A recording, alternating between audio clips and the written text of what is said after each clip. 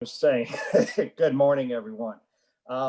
This morning, we're going to have our invocation led by retired Reverend Steve Smith, and then we will have our pledge led by Dave Williamson.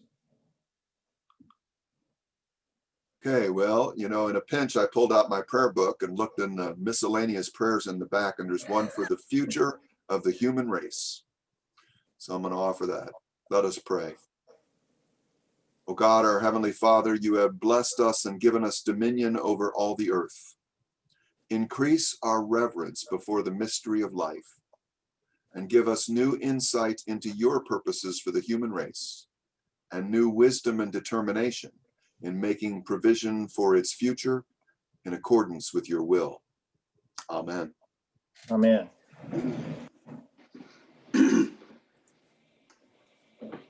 Good morning. Please rise and join me in the Pledge of Allegiance. I pledge allegiance to the flag of the United States of America and to the republic for which it stands, one nation, under God, indivisible, with liberty and justice for all. Thank you, Steve, for filling in on the invocation this morning, and Dave for leading our pledge. Do we have any guests on this morning? Hi, Dave. It's Tom Clevin, Assistant Governor. Happy holidays Tom. to all. Good morning. Welcome to our meeting. Thank you. Any other guests? If you have a guest or if you are a guest, unmute yourself and let us know you're here. Okay, how about announcements? Do we have any announcements this morning? Before we do that, I want to say thank you to all of the bell ringers who were out last weekend at Kroger, and to the shoppers for Adopt a Family who were at Kohl's last weekend. Susan said it was a huge success, and she may want to comment more on that. And the people who helped wrap gifts and move gifts around as well with that. And maybe Susan, would you like to say a few words about the Adopt a Family? Yes, I do. I want to thank all of our club members for an incredible support. This year, our goal is always to raise $3,000. We did exceed that, which we generally do. So we raised $3,550. So congratulations to all of you for being so charitable. And, the need this year is incredible. We went to Kohl's and had a wonderful experience. Lori Reinhold has the picture, and I'll send it to Roberta, the pictures from the shoppers and also all the gifts. Linda Cochran, the last 3 days, has been at my office wrapping for Centero, which will be delivered today. Everything is all set to go for Salvation Army, but that drop off is not until the 20th or the 21st. So I have enormous amounts of gifts for the families that we adopted. The 2 bicycles that we got at the end of last year are going to be given to 2 kids this year. So that's sort of a bonus. And everyone is getting what they want. We have a 53-year-old grandma who has 6 kids that she has custody of. And, what she needs is more than, you can just imagine. And so with the Kohl's cash, we were able to basically go back and spend money, which we had extra of $370 of Kohl's cash. So it's gone a long, long way. Like I said, every single child and mother are getting exactly what everybody needed. And it's just, it's what, in my mind, it's what Christmas is all about. So I'm very proud of all the shoppers. They did an incredible job. I mean, just hats off to everybody. Dave Williamson and Judy, after hearing my request last Friday, came and shopped as well. And I think they had a really good time. Mona Reuter and her daughter, Rachel, stayed with us the entire time, helped check everybody out. The support's been incredible. And I'm really excited to get, everything delivered and to get make this Christmas special for these families, because there's been such a great need. So again, thank you for all of your support. And thank you, Susan, for your leadership on that year in and year out. You do a tremendous job, and you know it's so important, because these are families that wouldn't have a Christmas. They would have nothing under the tree if it wasn't for what we're doing. So it's really great, and thank you everybody who donated and volunteered. And same with the bell ringing. We raise a ton of money for Salvation Army by standing out there in front of Kroger, you know, with our dogs and canes and everything, you know, putting on a show. And so thank you to everybody who did that last weekend and who is going to be there this weekend. Susan, do you need any help with deliveries? I think we've got it. We're going to do it on next Sunday. Linda's going to bring her car and my car, and I think between the two of us we should be okay. But thank you. If I need more help, I'll reach out. Great, thanks.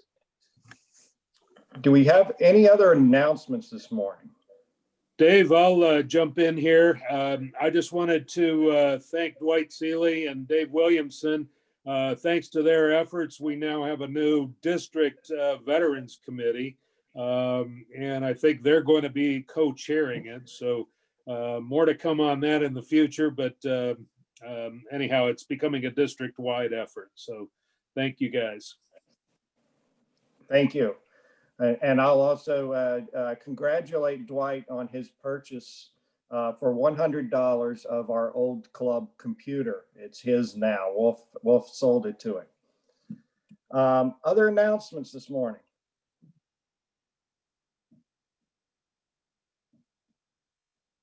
You have to unmute yourself if you want to say anything.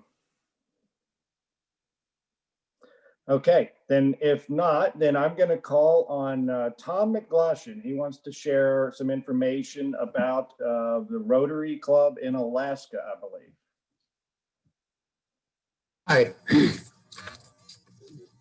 This is from the Rotary magazine for December about our clubs, and it is the Barrow, which is our country's northernmost city.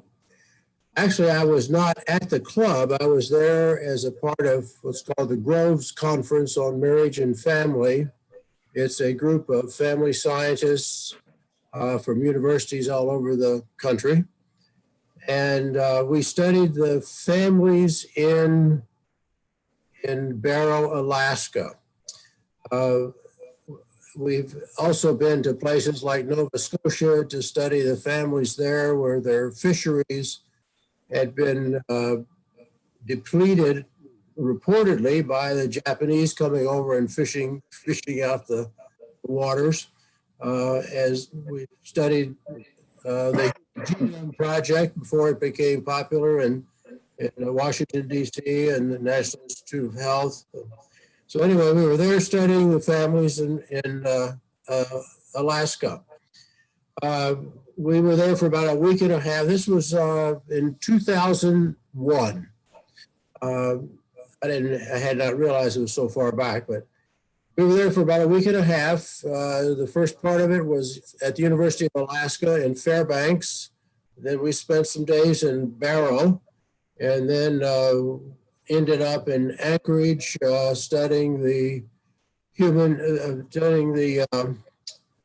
Exxon Valdez oil spill, which had been researched for about 10 years at that point. What I found, and hopefully you might find this interesting, these are really frontier people. They're not savages, they're very sophisticated people, but they're resilient. And some incidental things is I found that they have a great respect for the polar bears. They don't play games with the polar bears. Those are pretty savage beasts, and they're unlike those that sit around in the ads drinking Coca-Cola. The icebergs in the Arctic Ocean, because Barrow is right on the Arctic Ocean, as the article points out. The ice is blue out there in the water. At night, we were there in May, and the midnight, it's like twilight. And they have double blinds on the windows. No paved roads, as they pointed out in the article. And with that, you have to take your shoes off when you come into the hotel. And the hotel was right across the street from the airport, small airport where we were able to eat breakfast. One of the things that we did was to have at potluck dinner with the people up there, and we of course didn't have anything to bring, but we brought some pizza from the pizza place. I'll come back to that. And one of the guys there, big 6'3" guy who spoke with a commanding voice, really lectured us about how those of us in what's called the lower 48 had in effect abused the people in Alaska. We had them change their names of their places, change the mountain from to Mount McKinley and finally back to Denali. And as pointed out in the article, they changed the name of the town, and they're going back to the native tongue in that regard. One of the things that I found, and they have kind of a museum there and some very nice buildings, huge stuffed brown bear. And I had never seen a stuffed wolverine. This was not the one in maize and blue. This is a little creature almost 2 feet tall and savage looking. So I have a different kind of respect for the wolverine. One of the things that I found interesting, our first night there, we ate at what's called Arctic pizza. I wasn't sure what that was going to be like.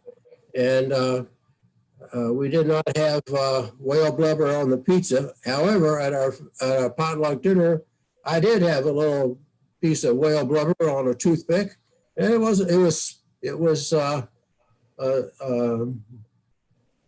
pickled whale blubber. And it really wasn't bad. I did not want to make a meal of it, but it was not bad as an appetizer. We ate with dinner that first night with my wife Joan and I were eating with an alderman from the city, as well as the director of a community college, which is located there. And so I asked the woman who was the director of the college, I said, what's your favorite thing? What do you like the most about living in Barrow? And what do you like the least? And the thing she liked the most about it was the aurora borealis, the northern lights, just spectacular, she said. And what do you like the least?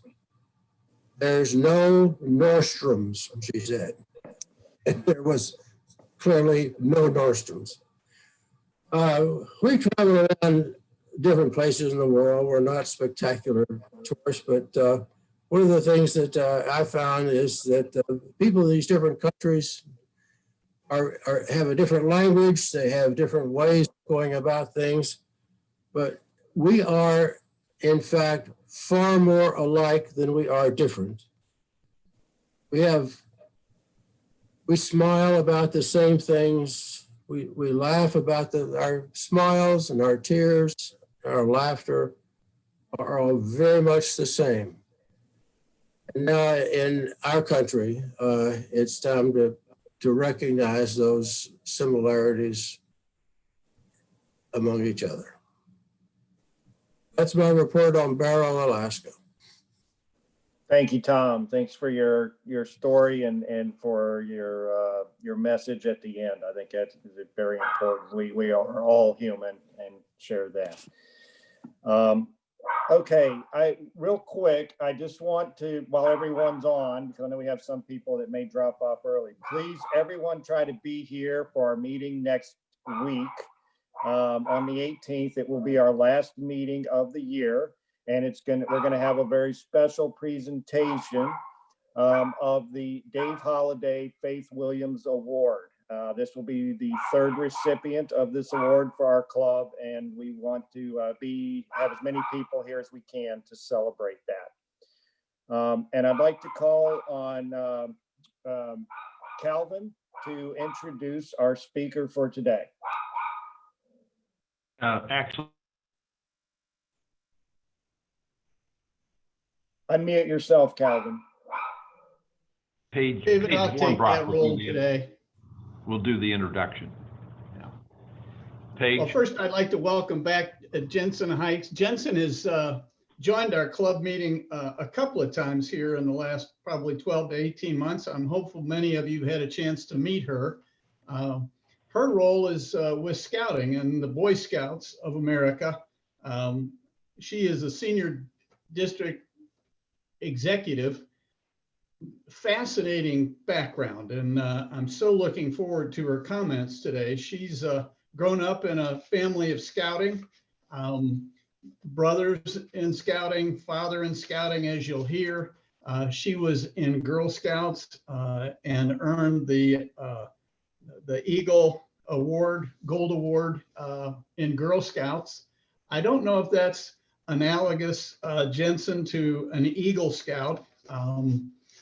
I know that there are several of us that are Eagle Scouts in our Rotary Club. I also know 50 or 60 years ago, the merit badges I needed are probably far different than, we didn't have robotics, Wolf, so that's a merit badge I missed. But Jensen, welcome. We're looking forward to your comments. Great, thank you so much. So let me just get set up here to share my screen. And then I will go ahead and get started.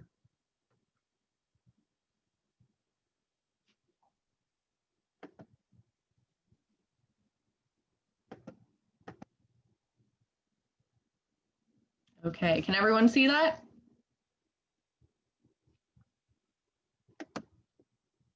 Yes. All right, perfect. You're good. Looks good. Great, thank you.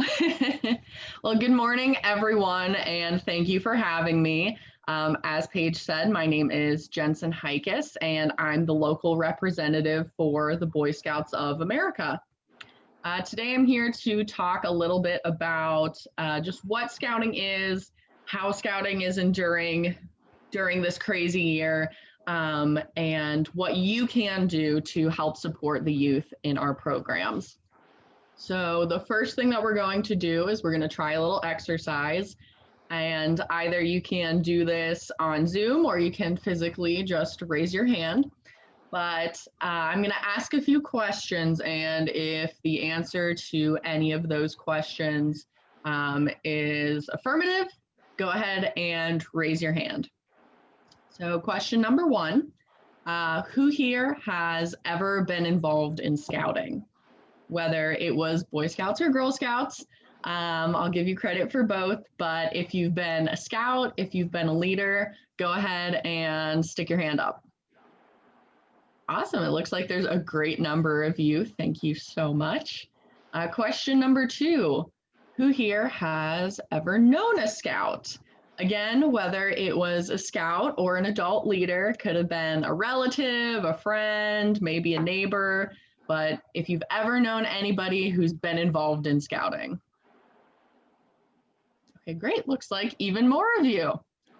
All right, and my last question is, who here wants to see Scouts in our community succeed? And I'm hoping that everybody's hands go up for this one. And if not, hopefully by the end of my presentation, your answer will have changed, because there are a lot of great things happening in the Dublin community for Scouting. But before I get into what is happening directly in our community, we're going to take a second to look at the big picture of Scouting in Central Ohio. So Central and Southern Ohio are part of the Simon-Kenton Council, which serves 19 counties, including Greenup County in Northern Kentucky. Overall, we serve about 20,000 Scouting families in this area, And our council is also home to 4 summer camps and then 2 smaller camp properties as well. So lots of opportunities and lots of different places across this pretty big territory for Scouts to be able to go camping. So now Dublin resides in the Darby Creek district, which is up here in the upper left-hand corner, the green one. And it also includes Madison County, Union County, and then this portion cut out right here in Franklin County is Dublin. So that's the area that I help oversee. And all in all, the Darby Creek district includes about 2,000 scouts and leaders. But with 20,000 families involved in the scouting program in our council, combined with the fact that scouting is both a national and international organization, there's got to be something really good about it, right? So that brings us to, what is scouting for those of you who aren't as familiar with it? Scouting is an opportunity for youth of all ages to explore different interests through advancement-based learning. From the great outdoors to now the great indoors, there are all sorts of adventures for Scouts to learn about teamwork, leadership, and civic duty. The way we go about doing that is through our camping and high adventure environments where these skills are taught. The Scout motto is to be prepared, and really the goal is to be prepared for anything. Even with a crazy year like this, we want to have our Scouts be prepared as much as they can be for things. Now, the mission statement of the Boy Scouts of America is to prepare young people to make ethical and moral choices over their lifetimes by instilling in them the values of the Scout Oath and Law. And for those of you who either still remember it or just need a little refresher, the Scout Oath is, on my honor, I will do my best to do my duty to God and my country, to obey the Scout Law, to help other people at all times, to keep myself physically strong, mentally awake, and morally straight. So that is the first facet of our mission statement. The second being the Scout Law, which is, a Scout is trustworthy, loyal, helpful, friendly, courteous, kind, obedient, cheerful, thrifty, brave, clean, and reverent. So that's the basis that the scouting program uses to help educate youth. And honestly, those all sound like some pretty great qualities for our young people to aspire to have. So I'll just do a quick recap of some of our programs for those of you who don't know. There is a little bit more to scouting than just scouting. So the Cub Scout program, which the logo is the one over here on the left, Cub Scouts is for any youth grades kindergarten through 5th grade. The Scouts BSA program is for any youth grades 6 through 12, which is ages 11 to 17. And then we have a couple other programs that a lot of folks aren't as familiar with. So Venturing and Sea Scouts are programs for our older kids. So they are actually for youth ages 14 to 20. And then the Exploring program is more focused on looking at different career opportunities, and that is for youth ages 10 to 20. But when most people think of scouting, typically the things that they think of are Cub Scouts, Scouts BSA, and oftentimes venturing as well. Now, as of 2019, girls were admitted into the Cub Scout and Boy Scout programs. This is what prompted the name change from Boy Scouts as the program for youth ages 11 to 17 to Scouts BSA. So the national organization is still called the Boy Scouts of America. This program for those youth that used to be called Boy Scouts is the only thing that underwent the name change to Scouts BSA, just to be more inclusive for the young women joining the program. But a little fun fact for you is that girls have actually been involved in the Boy Scouts of America for a lot longer than even I realized. Venturing was the first program that was introduced as co-ed when it was founded in 1998.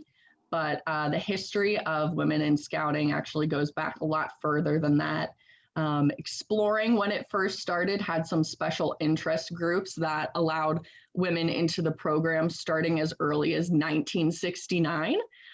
So that's a fun bit of trivia for you. But looking at our current programs, at the Cub Scout level, boys and girls are separated into separate groups, or dens as they're termed. And at the Scouts BSA level, boys and girls have separate troops. Only Venturing, Sea Scouts, and Exploring remain truly co-ed. And as I just said, several of those were founded as co-ed programs. But looking at Dublin Scouting, bringing our focus back to today. Dublin is home to a total of 12 Cub Scout packs and 6 Scouts BSA troops, including 1 troop for girls out of those. These packs and troops are chartered by PTOs of Dublin City Schools and most frequently local places of worship. And as you can see from these photos, Scouts have the opportunity to go on some amazing outings, and there are all types of activities for them to try at these. As you can see, there's some camping, hiking, canoeing, kayaking, hammocking, swimming, fishing, shooting sports, cooking, and just so much more. So many different activities that our Scouts are able to participate in. And this photo is a perfect example of how Scouts get to travel for some of their adventures. This photo is from Troop 299 here in Dublin. They're over at Indian Run United Methodist Church. And this photo is from last summer when they went to Colorado. And as you can see, they are at the Garden of the Gods. Troop 185, which is over at Dublin Community Church, this year actually had the opportunity to go on a canoeing trek at one of the national high adventure bases called Northern Tier, which is up in northern Minnesota.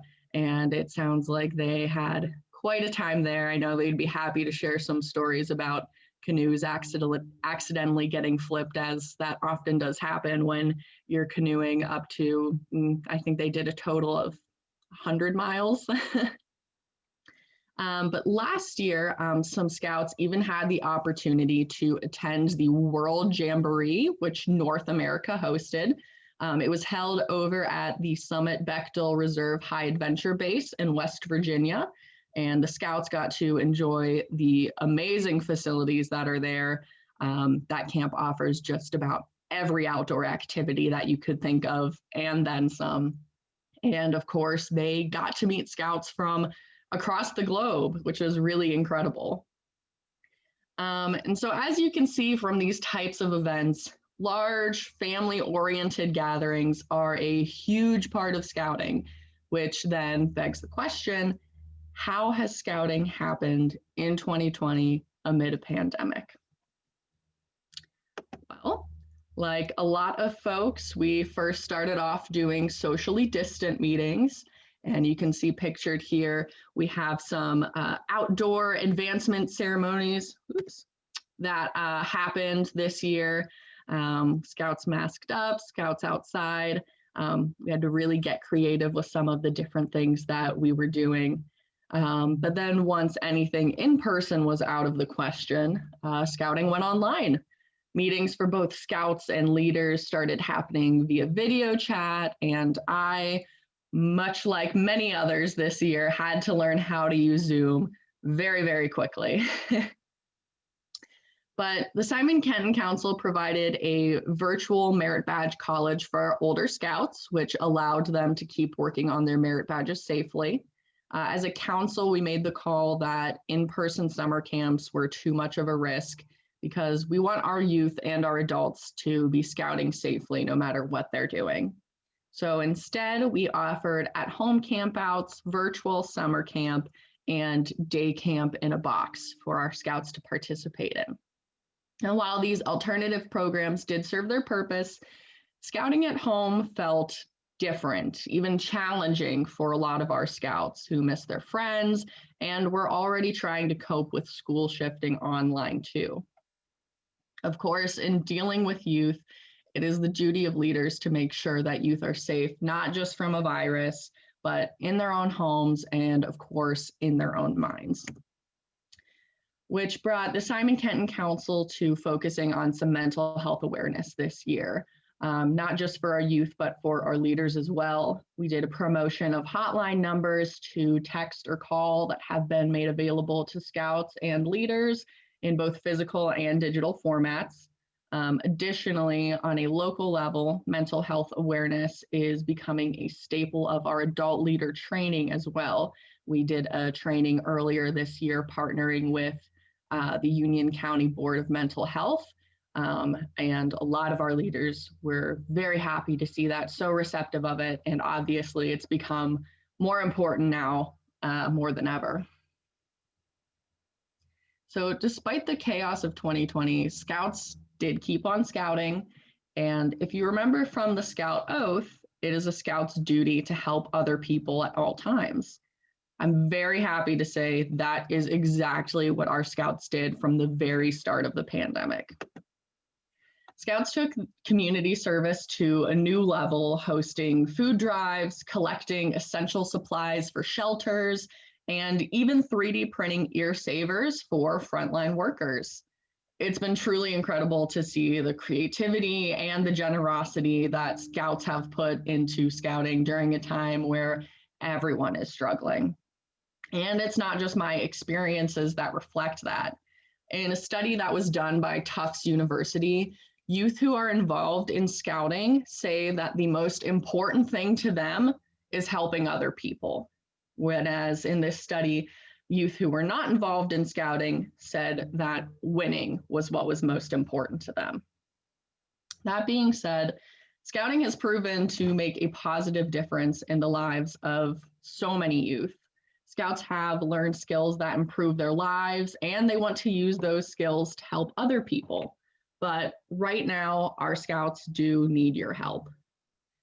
In the Simon Kenton Council, Scouts come from all backgrounds, and some of those backgrounds include families who are having an exceptionally difficult year. Families that don't have internet access for online meetings, families that can't afford a new uniform for their Scout to wear, families that in a normal year would be requesting financial aid and now find themselves without an income. Regardless of a family's financial situation, all youth should have the opportunity to participate in scouting. All youth should have the opportunity to learn in a fun, safe, quality program. And that is why I'm asking the members of the Dublin AM Rotary to help support local Scouts. Now, of course, there are any number of ways that you can help, and I would be remiss to skip over the fact that we always do need more adult leaders. But of course, during this giving season, financial contributions are needed now more than ever. If you're interested in supporting local Scouts or becoming a leader, you can reach out to me via email, which is up on the screen, jensen.hykes@scouting.org, or you can go online to make a pledge at skcscouts.org/donate. And to put some things in perspective, 1 year of program for a Scout costs about $175. So I challenge all of you on this call to think about your scouting history, who you know in scouting, and of course, the future of the Scouts here in Dublin. Then I would like you to take a moment to consider how many Scouts you can help support. And while I give everybody some time to do that, I'm going to tell you all about my scouting history. So as Paige mentioned, I grew up in a scouting family. My dad is an Eagle Scout, which is the highest rank that you can achieve in scouting. My mom did Girl Scouts when she was younger, and they made sure that all 4 of us kids tried a lot of different activities, scouting, of course, included. My sister and I did Girl Scouts over here on the left. This is my big sister Jocelyn, and this is me. So we did Girl Scouting together, and she dropped off in middle school when we see a lot of scouts drop out of the program as they're getting more involved with their social lives and sports and other activities and things like that. But I stayed in scouting from the time I started in second grade all the way through high school, where I earned the Gold Award, which for a lot of people, yes, I do compare the Gold Award to the Eagle rank, just in the sense that they are the highest award that you can achieve in each scouting program. So here in the middle is a photo of me having received my Gold Award. And then my brothers, of course. So there are a couple photos of my brothers here. But this one is one of my favorites. This is both of them after they have both already pretty much earned their Eagle. But I also have photos from each of their Eagle Court of Honors here. And I know they worked so hard on their projects, and it is very hard to compare the Boy Scout and Girl Scout programs, but seeing how much work they put into it was truly incredible. Seeing scouts work on their Eagle projects now is amazing, because it's hard to think that there are teenagers essentially managing a whole project that can cost thousands of dollars, that they're putting all of their time and energy into, and that they're essentially able to be a project manager for it. It is fantastic. And I will also say that even just being a part of a scouting family, I was still able to pick up on a lot of different things from my brothers in their time in scouting. One of my favorite stories being that because of my brother's scout troop, I actually learned how to ski. So that was one of my favorite memories from spending time with them. But just to highlight some of the other photos on here, this photo in the top right is actually my dad right here, and two of his brothers who were in scouting with him. And then down here on the bottom, this is my dad and one of his brothers and my cousin. And they actually came in a couple years ago from Chicago just to go to summer camp with my brothers and my dad. So it's really amazing to see how connected people can be, how connected families can be through the scouting program. So needless to say, getting the opportunity to work for the Boy Scouts for me was kind of a dream come true. I always joked with my brothers that I thought Boy Scouting seemed a lot more fun because I was only doing things like crafting and kind of going on some light nature walks, whereas I felt they were learning how to survive in the woods, and I just thought that was the coolest thing. But even though I deal with the business side of scouting mostly, which includes a lot of paperwork mainly, I do still get to participate in some programmatic aspects, which I know is something that a lot of the leaders love about being involved in scouting as well. So last year, I was one of the staff members in charge of the day trip to the World Jamboree, which was amazing. So that's down here at the summit over in West Virginia. And this summer, a troop had a spot open up on their sea base trip. And sea base is a high adventure base in the Florida Keys, and they invited me to go along. So I spent a week on a sailboat with some scouts, and it was still a great time. Also this summer, I took my ordeal for Order of the Arrow, pictured here in the middle. And Order of the Arrow is Scouting's honor society, in which leaders and youth have to be elected into it by their peers. And then the last photo here on the left is a picture of my tent at the fall camporee this year, which we had up at Richwood Lake Park. The theme for this year was a fishing derby, and at the end of a very unsuccessful day of fishing, a lot of scouts had given up and called it quits. And then around 7 p.m., as it's starting to get a little bit darker out, A scout from Dublin Troop 111, which is over at Jerome United Methodist Church, comes walking back to the campsites holding a 2-foot-long catfish. And again, this is after a day of maybe a total of 4 fish being caught between about the 10 troops that were there. So he was very excited, and then of course had everybody help out with cleaning it, preparing it, and then of course eating it.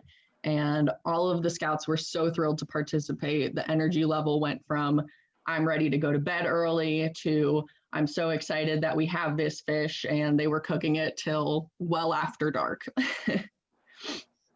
But that's some info on my scouting background, where scouting's at right now. And then of course, looking ahead to scouting's future. I have no doubt in my mind that the youth who are involved in scouting are going to go on to do great things. With scouting becoming more inclusive, it has the potential to help more youth than ever before. However, that is only possible if the communities that scouts live in continue to support them. So again, if you're interested in helping support scouts in Dublin, you can feel free to email me or head over to our website, which again is skcscouts.org.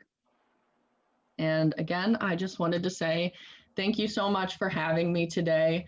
And I hope this presentation gave you a little bit more knowledge about local scouting. And there are just some simple words that I'd like to leave you all with. During these challenging times, it is easy to give up, call it quits, stop trying. It is during these times that the Cub Scout motto becomes essential. Do your best. Whatever your best looks like this year, don't give up, keep moving forward, and do your best. Thank you so much. Jensen, thank you. We really enjoyed your presentation. The history is wonderful. And I'm hopeful that all of us will at least give some consideration, especially as we have so many children in scouting that have needs at this time, as evidenced by Susan Robanaw's wonderful comments and what we've been able to do every Christmas. So thank you again. We really appreciate the time, and we hope when we're non-Zooming that you'll join us again at the club for a regular meeting. Absolutely. Thank you again for having me. And I'll echo that, Jensen. Your enthusiasm for the Scouts is inspiring, to say the least. And it's such an important program to build character and confidence in our youth. And thank you for your leadership there and for being here today. Next week, we're going to hear, this is going to be our last, again, on the 18th, our last meeting for this year. Our next meeting after that will be in January. And we are going to hear from the Alpha Group. The Alpha Group, since 1970, has been providing gainful employment, quality rehabilitation, and support services to individuals with disabilities. So please be here for that. And also, again, for our special presentation of the Dave Holliday Faith Williams Award. We want everybody here to help us celebrate and so everybody can help congratulate the recipient of that award this year. So please be here next week. Our quote of the week, it comes from Franklin D. Roosevelt. We cannot always build the future for our youth, but we can build our youth for the future. And that's exactly what the Boy Scouts does. So thank you, everyone. And we will see you all next week for a special meeting. All right. Bye-bye. Bye, everyone. Bye, Ingrid.